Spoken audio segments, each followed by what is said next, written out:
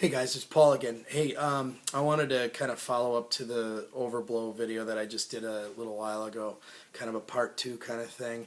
Couple things that occurred to me that maybe I hadn't really mentioned that I think are important regarding getting into this whole business of adjusting your harmonicas and doing overblows.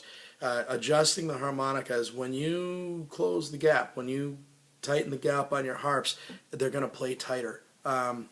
So what you really have to do is you have to take your time and kind of find the sweet spot. Find that place where the action of the harmonica doesn't change all that much, but you can still get those blow notes, those overblows. I learned that very fast. It was, you're flying around a little bit, and then you're trying to hit those notes that you're used to having them, come like that. And if the gap is too tight, the note will choke. So you're not going to be able to get everything that you need out of the harp as easily as what you might be used to. I have a lot of custom harps too.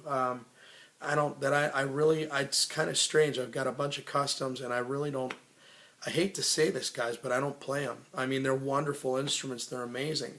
But I don't play them very often for whatever reason. I don't know. But and they've all been optimized and things like this, and they play extremely well. But I don't know. I can't just go down to Ron's, Rock and Ron's, and get a custom from him. I've got to order it from one of the guys. Now I used to be able to do that, but who knows? Every once in a while the guy gets them in, so it never hurts to check. But this I just I kind of go for the stock harps, and I'll diddle around with them a little bit. Setting these up to overblow, it takes some patience, and you have to be very, very careful. Understand that when you alter the instrument, it's not going to play the same as it did before you started. I use this plinker. I got this plinker out of a Lee Oscar repair kit, harmonica repair kit. It's great because it's got the spade end, which you can use to kind of lift the reeds a little bit. And then you got the plinker, which is the end that I use the most to make my adjustments. And I also have a pocket knife. I use this to take the cover plates off. Excuse me, I'm sorry, man, I've been sick again. So what I did was I opened this up, and I messed around again with the 4 and the 5 and the 6, because the 6 was a little tight. So I wanted to see if I could loosen it, how much I could loosen it and still get it to play. So what I'm going to do is I'm going to see if I can get a full major scale out of this thing, with the overblows. Let me try that again.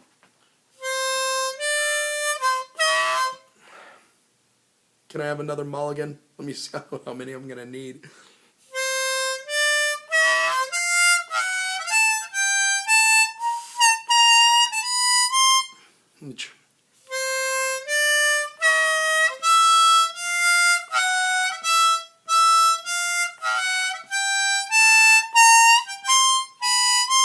Boy, this sucks.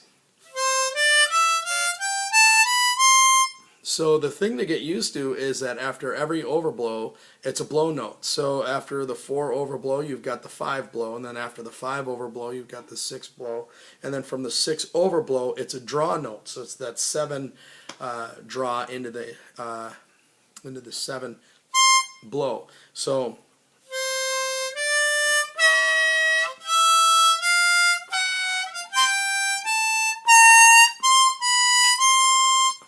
that's going up.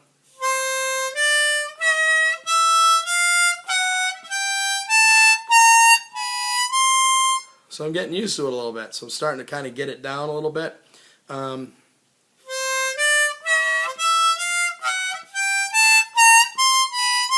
just keep missing that 7 draw.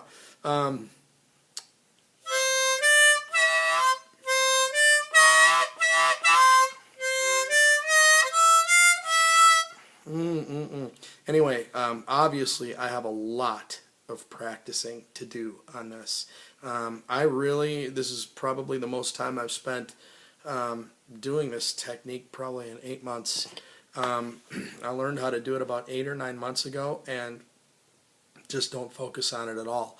But it is pretty cool, actually, now that I'm kind of messing around with it. I'm seeing some real possibilities, especially with that six overblow. Anyway, the qui, everything inside, what happens is when you draw and bend. When you draw and bend, I'm going to do this. Let's see, I'm going to do it on the 4 because that's the one that gives me the most tough time. When you draw and you're bending, and then you go the qui and push forward with the airstream to get that overblow. Everything you have to maintain the airstream, and then make sure that you get that.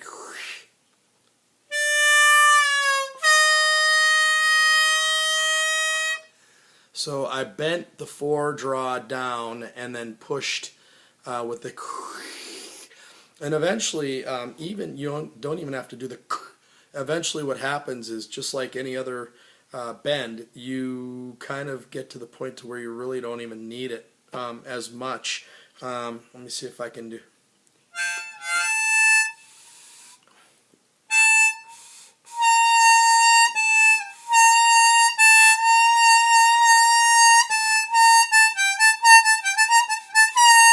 So I'm doing that without the qui. So some of it's part adjustment and it's part mouth parts, knowing what to do. But anyway, it's the qui.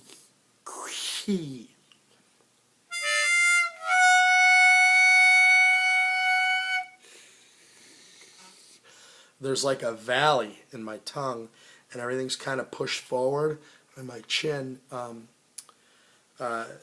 your jaw has something to do with it too. You'll feel it go kind of pull back a little bit.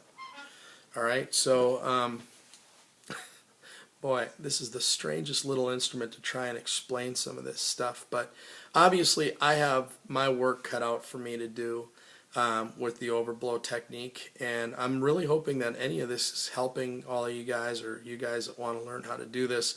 I know I want to get better at it. I think I'm going to work on it more, and I'm going to keep tweaking these a little bit. Oh, and by the way, if you think that you're not going to run through a harp or two when you start popping open reed plate covers and dinking around with reeds, be prepared. Just go very slow and take your time and be patient. Don't rush. Don't expect immediate results with any of it, because it just doesn't seem to work that way. And what I'm finding is that there's a lot of light bulb moments with playing this instrument, all instruments with. But I've had a lot of light bulb moments where you'll be trying like hell to get something down, or you'll be trying like heck to work on a particular item or thing, and then all of a sudden you hear something, or you catch on to something that somebody else is doing, and boom, it's just like the heavens opened up and the seas parted, and whoo, at the end of the tunnel there's the thing you were looking for. So anyway, any questions, anything else, let me know. Again, guys, the only reason I'm really doing these on overblow, I am not an overblow guy, was because one of you guys asked me to do something, and I realized that I knew enough about the technique maybe to kind of throw something out there. So please don't consider me an expert. If you want to learn more about this, I would suggest doing some research. Okay, take care, have some fun, and we'll see you guys down the road. All right, bye.